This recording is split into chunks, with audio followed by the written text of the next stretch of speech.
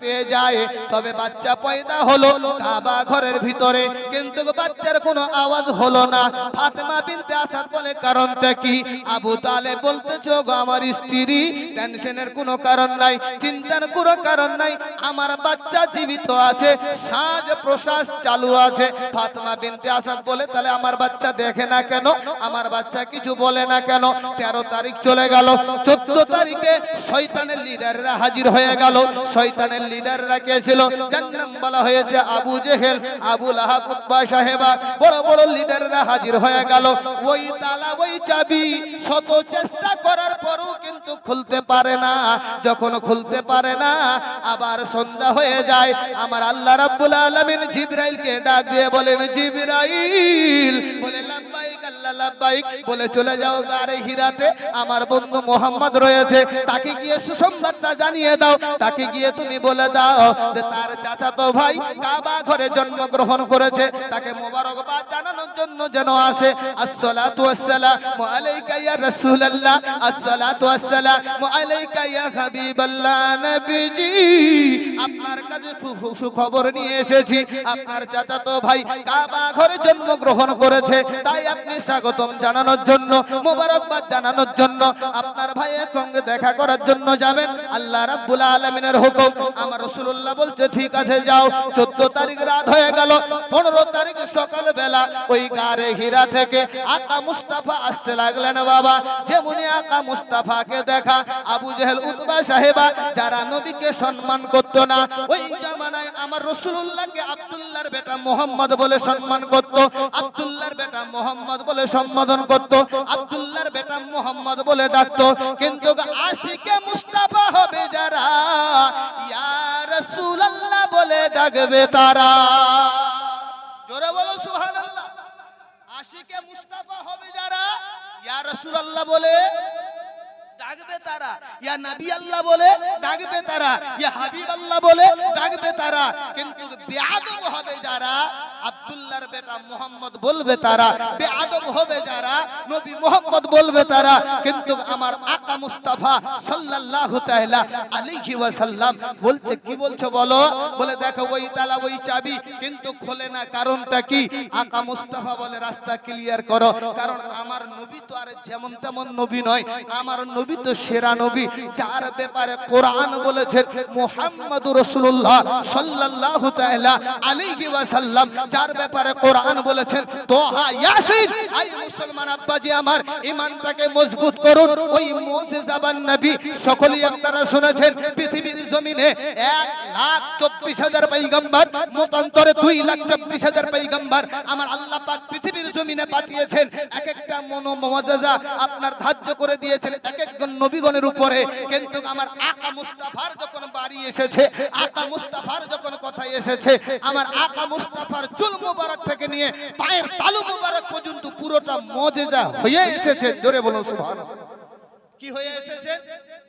মুজিজা হয়ে এসেছেন। তাই তো ছন্দের মাধ্যমে বলেছি, নবী মহান, নবী মহান, নবী মহান, আসমান জমিন সূর্য চাঁদ যেখানে যাবে মুহাম্মদ, আসমান জমিন সূর্য চাঁদ যেখানে যাবে মুহাম্মদ, পড়ে সবাই সুবহ শাম আমার নবীর নাম।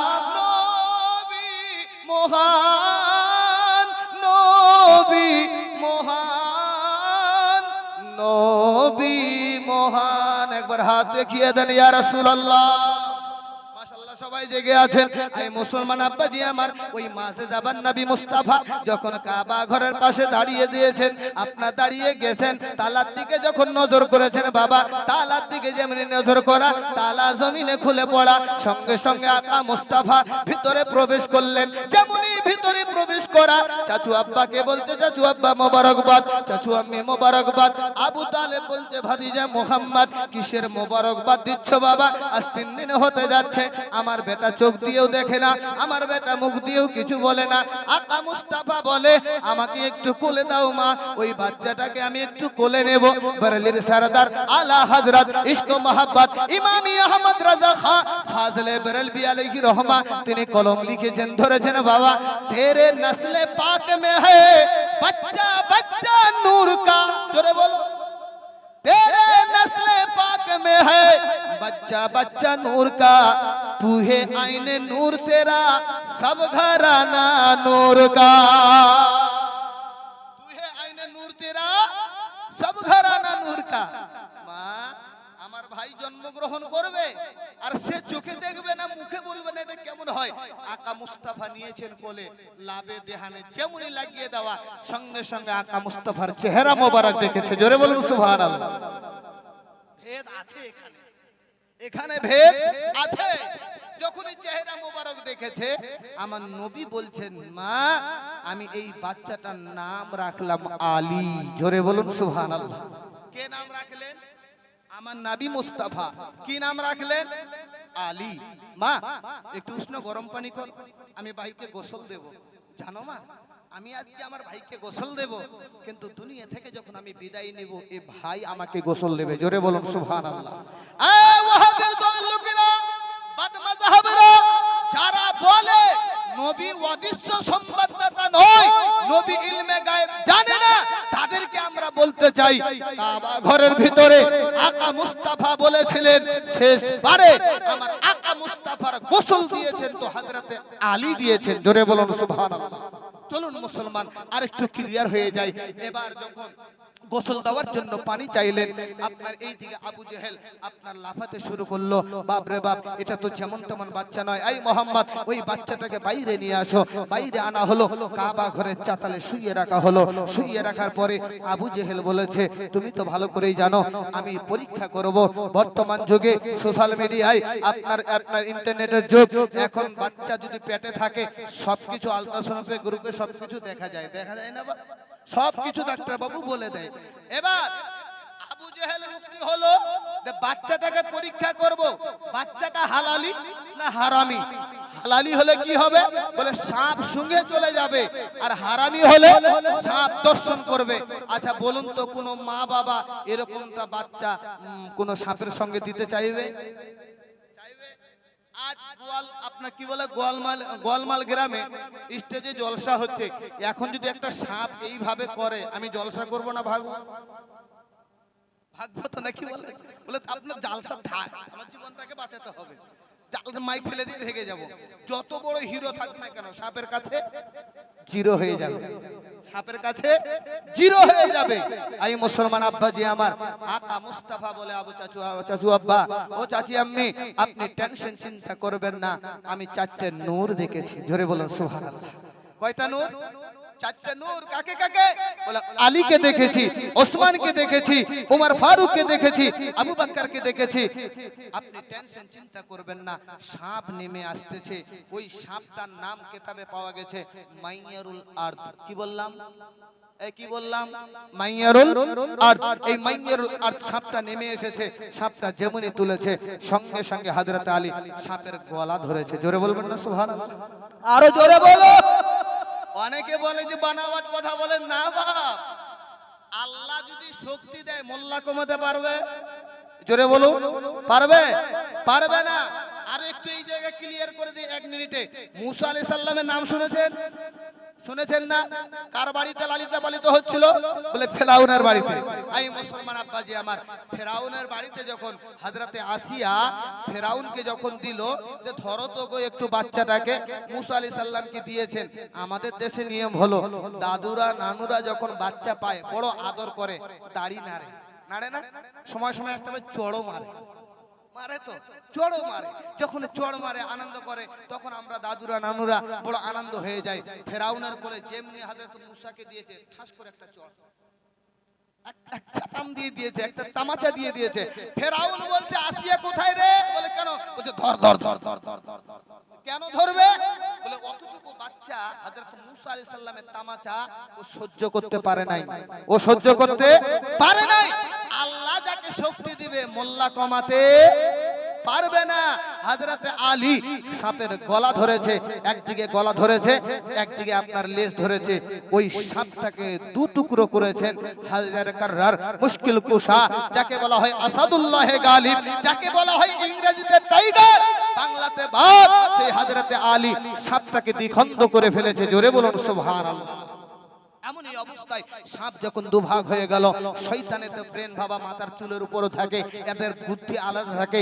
এই আবু জেহেল বলছে শোনো, এইভাবে হবে না, এই বাচ্চা বড় জবরদস্ত বাচ্চা আছে, আমি বুঝতে শিখে নিয়েছি, এই বাচ্চাটা যেমন তেমন বাচ্চা হবে না। শোনো, আমি আবু জেহেল লাত মানত হাবুল উজ্জার পূজা করি, এই লাত মানত হাবুল উজ্জারের পদধূলি নিয়ে একে একটা তিলক দেব। আবু তালেব বলছে না, দেওয়া যাবে না। ফাতেমা বিনতে আসাদ বলছে না, দেওয়া যাবে না। আমার রাসূলুল্লাহ বলছে চাচা, যেই বাচ্চা সাপকে দ্বিখণ্ড করতে পারে, ওই বাচ্চাটা আবু জেহেলের হাতটাও বেঁকা করতে পারে। ওই বাচ্চাটা আবু জেহেলের হাতটাও বেঁকা করতে পারে। এই মুসলমান কুরবান হয়ে যান। যেমন জন্য ওই আবু জেহেল ঘাড় হালিয়েছে, ইতিহাসের পাতায় সাক্ষী আছে। হযরতে আলী একটা চামাটা দিয়েছিল, ইতিহাসের পাতায় লেখা হয়ে গেল, পৃথিবীর কোন মাস্টার, পৃথিবীর কোন ডাক্তার, পৃথিবীর কোন ওঝা, পৃথিবীর কোন কবিরাজ ওর ঘাড় কে আর সোজা করতে পারেনি। ওয়াহাবিরা এগুলো দেখবে না, পাওয়ার দেখবে না। এই মুসলমান এবার আসুন, ওয়ালায়াতের পাওয়ার কতটা, ওলিদের পাওয়ার কতটা আমি একটা একটা করে বুঝাবো। এটাই আমি বোঝানোর উদ্দেশ্য ছিল। যেই বাচ্চা ছোটবেলায় সাপকে দ্বিখণ্ড করে দিতে পারে, যেই বাচ্চা আবু জেহেলের ঘাটটা বেঁকা করতে পারে, এটা যেমন তেমন বাচ্চা নয়। একে বলা হয় শেরে খোদা হায়দার কাররার মুশকিল কুশা, যার ব্যাপারে আমার রাসূলুল্লাহ নিজেই বলেছেন আনা মাদিনাতুল ইলম ওয়া আলিকুম বাবুহা, আমি হচ্ছে ইলমের শহর, আর সেই শহরের দরজা হচ্ছে আমার আলী। তাই তোমরা আলীকে সম্মান করবে, সাহাবীদেরকে অনুকরণ করবে। আমরা আলীওয়ালা, আমরা আলীকে মাননেওয়ালা। আর ওই আলী থেকে ওয়ালায়াতের পাওয়ার হাউস বেরিয়ে আসে। এই মুসলমান চলুন, 3 নম্বরে বলা হলো তোমরা সওদাওয়ালা হয়ে যাও। বলে সওদাওয়ালা হলে কি হবে? বলে কিয়ামতের ময়দানে সওদাদের কাতার যখন লাগা হবে, ওই কাতারে তোমাদের দাঁড় করা হবে। পৃথিবীর জমিনে শহীদা তাকে বলা হয় যারা দ্বীনের জন্য শহীদ হয়ে গিয়েছে, শহীদা তাকে বলা হয় যারা কোরআনকে টিকিয়ে রাখার জন্য শহীদ হয়ে গিয়েছে, শহীদাকে তাকে বলা হয় যারা আল্লাহর দ্বীনের প্রতি আপনার লড়েছে, আপনার গর্দানটাকে কাটিয়ে দিয়েছে। আমার আপনার মনে হয় যাদের হাত আলাদা হয়ে যায়, পা আলাদা হয়ে যায়, তারা মনে হয় মরে গুছে আপনার পচে যায়। কিন্তু না না না, আল্লাহর কোরআন বলে যারা আল্লাহর রাস্তায় শহীদ হয়ে যায় তাদেরকে মুর্দা বলো না। ওয়ালা তাহসাবান্নাল্লাযীনা কুতিলু ফি সাবিলিল্লাহ, এবং কি মুর্দা এমনটা জিনিস আপনার মন দ্বারা সন্দেহ পর্যন্ত করবে না, কারণ তারা জীবিত। কবরে তাদেরকে আমার আল্লাহ রুজি দান করে। আরো আসতে বলেন সুবহানাল্লাহ। তাহলে শহীদের সঙ্গে বন্ধুত্ব রাখবে, মুসলমান আব্বাজি আমার জজবা রাখবে, তাদের সঙ্গে মহব্বত রাখবে। 3 নম্বর, এবার আমার লাস্ট পয়েন্ট 4 নম্বর, আল্লাহর ওলি ইয়া আইয়ুহাল্লাযীনা আমানুত্তাকুল্লাহ ওয়া কুনু মা'আস সাদিকিন। হে ঈমানদারগণ, আল্লাহকে ভয় করো আর নেক লোকের সঙ্গ লাভ করো। এবার আমাকে আপনাকে খুঁজতে হবে নেক লোকটাকে, ঠিক কি না বা? নেক লোকটা কে? কিন্তু মানুষের মাঝে এমনটা অহংকার এসে গেছে, মানুষের মাঝে এমনটা মাইন্ড ঢুকিয়ে দিচ্ছে, তারা আল্লাহর ওলিকে মানতে চায় না। এমনটা আছে, আছে কি না? এ আছে কি আছে না? ব্রাদার হুঁশিয়ার হয়ে যান, সাবধান হয়ে যান। লাস্ট পয়েন্টটা যদি বুঝে নেন, ইনশাআল্লাহ আমার তরফ থেকে আমি শান্তি পেয়ে যাব। এবার আসুন, নেক ব্যক্তি তো সাহাবারাও ছিলেন, নেক ব্যক্তি তো শহীদারাও ছিলেন, কিন্তু এই জায়গায় বলা হলো নেক সলে আপনার বুজুর্গ বান্দাদের সঙ্গ লাভ করো। এবার আমাকে আপনাকে জানতে হবে তারা কে, তারা কোথায়, কোথায় আমরা খুঁজবো? এক কথাই বলবো আমরা, নেক ব্যক্তি হয়েছেন যিনি, বেরেলির সরজমিনে আহমদ রাজা শুয়ে আছেন তিনি। নেক ব্যক্তি হয়েছেন যিনি, কাটরার সরজমিনে দুলহা মিয়া মসরুর মিয়া শুয়ে আছেন তিনি। নেক ব্যক্তি হয়েছেন যিনি, বাগদাদের সরজমিনে শুয়ে আছেন তিনি। নেক ব্যক্তি হয়েছেন যিনি, দিল্লির সরজমিনে খাজা পাক শুয়ে আছেন তিনি। আচ্ছা বলুন তো, ইনারা নেক না ভণ্ড? সবাইকে বলতে হবে নেক লোক না ভণ্ড লোক? জোরে বলুন। আচ্ছা, আমরা কোনদিন নবী আপনার কি বলে ওলিকে খোদা বলি? পীরকে খোদা বলি বলি না কেন? এনারা আল্লাহ তাবারক ওয়া তাআলার নৈকট্য লাভ করেছেন। বিরাদার, আপনারা জিন্দা কারামত শুনেছেন, জিন্দা কারামত নিজ চোখে দেখেছেন। সেটা হলো কি, যে কাটরার সরজমিন থেকে এসে বাঙ্গালের সরজমিনে একটা দুইটা নয়, বড় বড় ইউনিভার্সিটি খুলেছে। হুজুর জোরে বলবেন না সুবহানাল্লাহ? অসুবিধা হচ্ছে? বুঝতে অসুবিধা হচ্ছে না তো? এবার আসুন, আমি এখান থেকে একটা জিনিস বুঝাবো। আমার এই স্টেজে আজ আমি বড় ভাগ্য, কারণ হুজুরের নেগাহে কারাম আল্লাহর হুকুম হয়েছে, আপনাদের কাছে পাঠিয়ে দিয়েছে। এবার আসুন, নেক ওলি হতে হবে, পীরওয়ালা হতে হবে। আপনারা বলবেন মৌলভী সাহেব, পীর মানলে লাভটা কি হবে?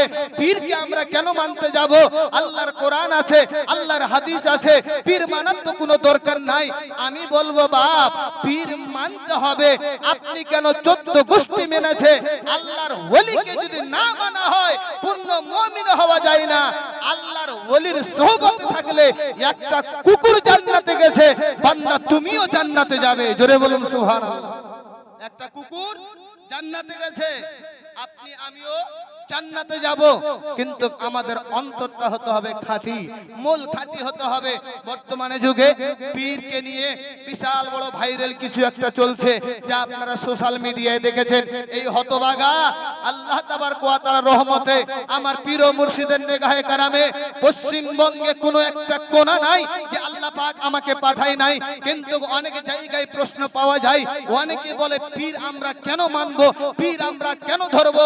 আপনাকে বলে যাই, একটা বয়স্ক মানুষ, বয়স অনেকটা হয়ে গেছে, হাজী সাহেব মানুষ, হজ করে এসেছে। তিনি একসঙ্গে আমরা টোটোতে যাচ্ছি, তিনি বলছেন যে মৌলভী সাহেব আপনি নবীওয়ালা না পীরওয়ালা? আমাকে প্রশ্ন করছেন যে নবীওয়ালা না পীরওয়ালা? আমি বলছি যে দেখতে পাচ্ছেন না 1.5 হাত টুপি পরে আছি, আমি 1.5 হাত টুপি পরে আছি, দেখতে পাচ্ছেন না? বলে না, তাই জিজ্ঞাসা করলাম। আমি উল্টো প্রশ্ন করলাম, আপনি কি নবীওয়ালা না পীরওয়ালা? আমি তো নবীকে মানি, আর পীরকে? বলে পীর টির কোরআনে নাই। হাজী সাহেব ভাষাকে ঠিক করেন, এর ফার্স্ট আগে ভাষা ঠিক করেন। বলে কে বলছে? বলে সোশ্যাল মিডিয়ায় বড় বড় শায়েখরা বলছে, ঘোমটা লাগিয়ে, বড় বড় শায়েখরা ঘোমটা লাগিয়ে দেখছে। অনেকে মানুষ মিস্টার ইউটিউব দেখে নষ্ট হয়েছে। কথা বাস্তব আছে বাপ? এই মিস্টার ইউটিউব দেখে কেউ কেউ মুফতি হয়ে গেছে, মিস্টার ইউটিউব দেখে কেউ কেউ আপনার ফতোয়া দিতে শুরু করেছে, মিস্টার ইউটিউব শায়েখদেরকে দেখে অনেক যুবক ঈমান হারা হয়ে যাচ্ছে। এবার আসুন, মূল জিনিসটা আমি আপনাকে বুঝাই, মূল জিনিসটা আমি আপনাকে বলি। ওই হাজী সাহেবকে বলেছিলাম, হাজী সাহেব এট ফার্স্ট আপনি আগে নিজের ভাষাটাকে ঠিক করুন, কারণ আমার আল্লাহ পাক সব সহ্য করবে। ওলিদের বেয়াদবি, নবীদের বেয়াদবি আমার আল্লাহ সহ্য করবেন না। জোরে বলুন সুবহানাল্লাহ। ওকে সর্বপ্রথম এর ফার্স্ট একটা পয়েন্ট দিয়েছিলাম, সূরা লাহাবটা পড়লাম, তাব্বাত ইয়াদা আবি লাহাবি ওয়া তাব মা আগনা আনহু মালুহু ওয়া মা কাসাব। আমি বললাম হাজী সাহেব এই সূরাটার নাম কি? বলে সূরা লাহাব। বলে সূরা লাহাব? বলে হ্যাঁ। বলে এর মানেটা তো জানেন ভালো করে? বলে হ্যাঁ জানি। কখন নাজিল হয়েছিল? বলছে জানা নাই। আমি ওটাই আগে আপনাকে পয়েন্টটা দেই, তারপরে আপনাকে বুঝাই নবীওয়ালা কাকে বলে, ওলিওয়ালা কাকে বলে। বলে হ্যাঁ বলেন, আমি শুনতে চাই। ওনাকে বললাম আকা মুস্তাফা সাফা পর্বতের পাশে মক্কাবাসীদেরকে ডাক দিয়েছিল, কুরাইশবাসীরা একত্রিত হয়েছিল। আমার নবী বলেছিল তোমাদেরকে কি আমি জাহান্নামের কথা বলবো না? তোমাদেরকে কি আমি জাহান্নামের কথা বলবো না? এক বাক্যাই সবাই বলেছিল হ্যাঁ হ্যাঁ বলবেন। কিন্তু ওই জায়গায় আবু লাহাব দাঁড়িয়ে বলেছিল, আয় মুহাম্মদ তুমি ধ্বংস হয়ে যাও, তুমি কি আমাকে এই জন্যই ডেকেছো? আমার আল্লাহ পাক বলে জিবরাইল, বলে লাব্বাইক আল্লাহ লাব্বাইক, বলে আমি আল্লাহ সব সহ্য করতে পারবো, কিন্তু নবীর বেয়াদবি সহ্য করতে পারবো না। আই মুসলমান আব্বাজি আমার, নবীর বেয়াদবি আমার আল্লাহ সহ্য করতে না পেরে আল্লাহ জবাব দিয়ে দিলেন আমার আকা মুস্তাফার কাছে। জিবরাইল আলাইহিস সালাম আসলেন, আসসালাতু ওয়াসসালামু আলাইকা ইয়া রাসূলুল্লাহ, আসসালাতু ওয়াসসালামু আলাইকা ইয়া হাবিবাল্লাহ। ওগো নবী পড়ে শুনিয়ে দিন তাব্বাত ইয়াদা আবি লাহাবি ওয়া তাব। ধ্বংস হয়ে যাক আবু লাহাবের হস্তদ্বয়, এবং সে ধ্বংস হয়ে গেছে। ধ্বংস হয়ে যাক আবু লাহাবের হস্তদ্বয়, এবং সে ধ্বংস হয়ে গেছে। কারণটা কি ছিল হাজী সাহেব?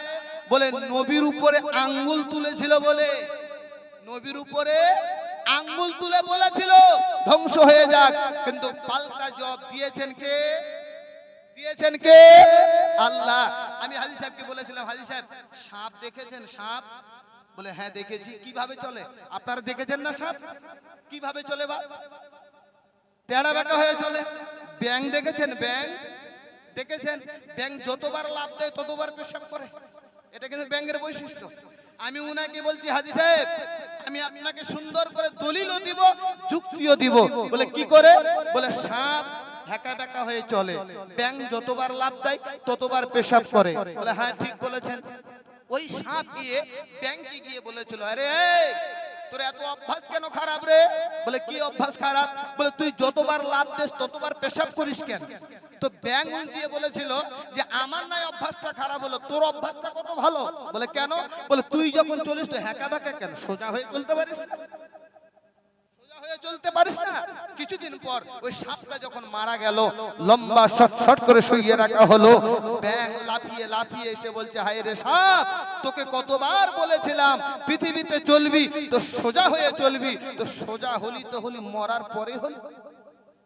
সোজা হলি তো হলি, মরার পরে হলি। এই মুসলমান যারা তেহেড়া হেঁকা বেঁকা চলবে, একদিন সোজা হবে, আর সেই দিন সোজা হয়ে কোনো লাভ হবে না। যখন ঠকন পড়বে তখন বলবে হ্যাঁ আলিম ওলামারা ঠিক বলেছিল।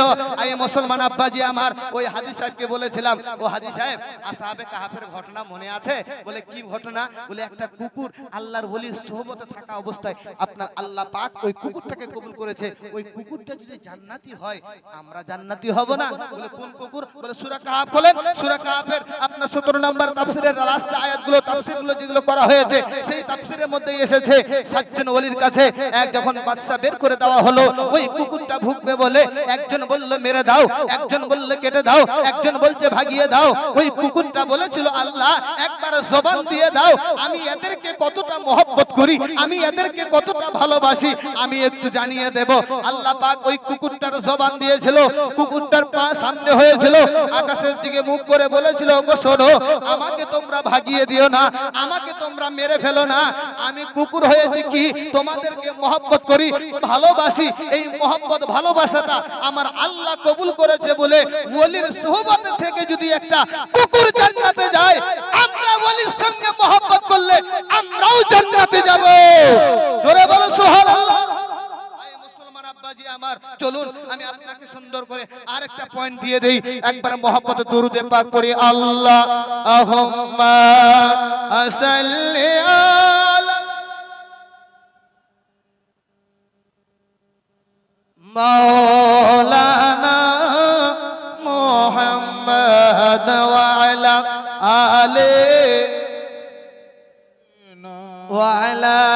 আলি সাইয়্যিদিনা মাওলানা মুহাম্মদ সাল্লাল্লাহু তাআলা আলাইহি ওয়াসাল্লাম। আচ্ছা বক্তব্যটা নিয়ে যাচ্ছি, আমার হুজুরের সামনে দুটো ছন্দ পড়বো। এই কে কে শুনবেন হাত দেখান, মাশাআল্লাহ সবাই শুনবে। আমি হুজুরের সামনে দুটো ছন্দ আমি আপনাকে শোনাচ্ছি, বাস্তব জীবনে উপকার পেয়েছি, ওলিদের কারাম আছে। আচ্ছা বলুন তো, ওলিদের শক্তি যদি আমার আল্লাহ দিয়ে থাকে কোনো মোল্লা কমাতে পারবে? পারবে? পারবে না। মনে রাখবেন আবু জেহেলের মাজার ছিল না, মনে রাখবেন ফেরাউনের মাজার ছিল না, মনে রাখবেন সাদ্দাতের মাজার ছিল না, আপনি মনে রাখবেন ইয়েজিদের মাজার ছিল না। মাজার ওয়ালা হয়েছে যারা, সুন্নি জামাত হয়েছে তারা। জোরে বলো, মাজার ওয়ালা হয়েছে যারা, সুন্নি জামাত হয়েছে তারা। আমরা আহলে সুন্নাত ওয়াল জামাত, আমরা মাজারে যাই, আমরা মাজার থেকে পাই আর পেতেও থাকবো, এটা আমাদের আকীদা। কারণ আল্লাহর ওলিরা মরা নয়, জিন্দা জিন্দা জিন্দা। জোরে বলো। এবার আমার হুজুরের সামনে দুটো ছন্দ পড়ছি, এবার শুনবেন। যে আমার এই গোয়াল মাল গ্রামে আমার পীর মুর্শিদ সৈয়দ শাহ হুজুর মাসউদ মিয়া আহমদ কালিমি চিশতিউল কাদেরী যিনি উপস্থিত হয়েছেন, আপনারা খুশিতে আছেন না রেগে আছেন? এই জোরে বলো। খুশিতে আছেন। আর শুধু খুশি নয়, ভাগ্যবান তো তারাই হয় যেই গ্রামে আলে পাকের আগমন ঘটে যায়। জোরে বলো সুবহানাল্লাহ। সেই হুজুরকে নিয়ে আমি দুটো ছন্দ পড়বো, যেই হুজুরের ব্যাপারে অনেকজন অনেক কথা বলে থাকে। কি কথা বলে?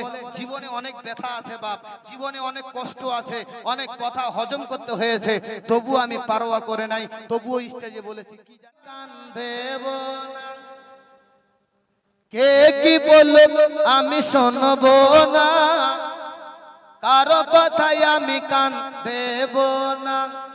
হুজুর কেবলা চোখের জ্যোতি, আমারি গলার মালা, জানি শুধু একটাই আমি, আমার মাসউদ মিয়ার পাগলা। জানি শুধু একটাই আমি, আমার মাসউদ মিয়ার পাগলা, জানি শুধু একটাই আমি, আমার মসরুর মিয়ার পাগলা, জানি শুধু একটাই আমি, আমার দুলহা মিয়ার পাগলা। আমার মুর্শিদ কিবলা মদিনাওয়ালার শাখা, জোরে বলো। আমার মুর্শিদ কিবলা কার শাখা? বলে মদিনাওয়ালার শাখা। আর যে মদিনাওয়ালার শাখা হবে তার কোনো চিন্তা থাকবে? এই জোরে বলো, চিন্তা থাকবে? হাত উঠিয়ে বলি ইয়া রাসূলুল্লাহ, মোহাব্বতে বলি ইয়া কালিমি, দুলহা মিয়া কা দাম। হাত উঠাতে অসুবিধা হচ্ছে? হচ্ছে না। শোনেন আমার মুর্শিদের কথা। আমার মুর্শিদ কিবলা মদিনাওয়ালার শাখা, সেই শাখা পেলে পাবো মদিনাওয়ালার দেখা রে, মদিনাওয়ালার দেখা। আমার দুলহা মিয়া মদিনাওয়ালার শাখা, সেই শাখা পেলে পাবো মদিনাওয়ালার দেখা রে, মদিনাওয়ালার দেখা। মদিনাওয়ালা পেলে পাবো, জোরে বলো, মদিনাওয়ালা পেলে পাবো স্বয়ং আল্লাহ তাআলা, বুঝি শুধু একটাই আমি, আমার মাসউদ মিয়ার পাগলা, বুঝি শুধু একটাই আমি, আমার মুর্শিদ কিবলার পাগলা।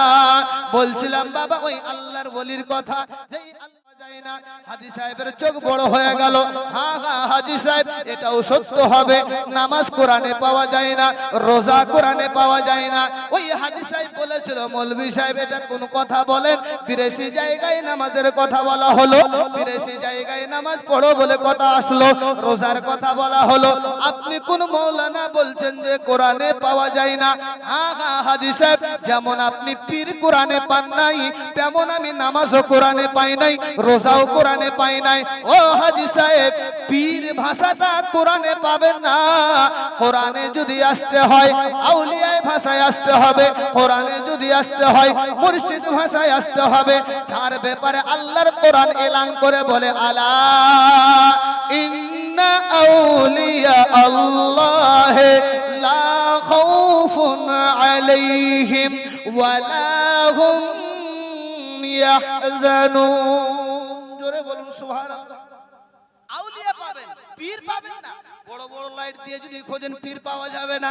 ও হাজী সাহেব, বড় বড় লাইট দিয়ে যদি নামাজ দেখেন পাবেন না, রোজা দেখেন পাবেন না। বলে কি পাবো?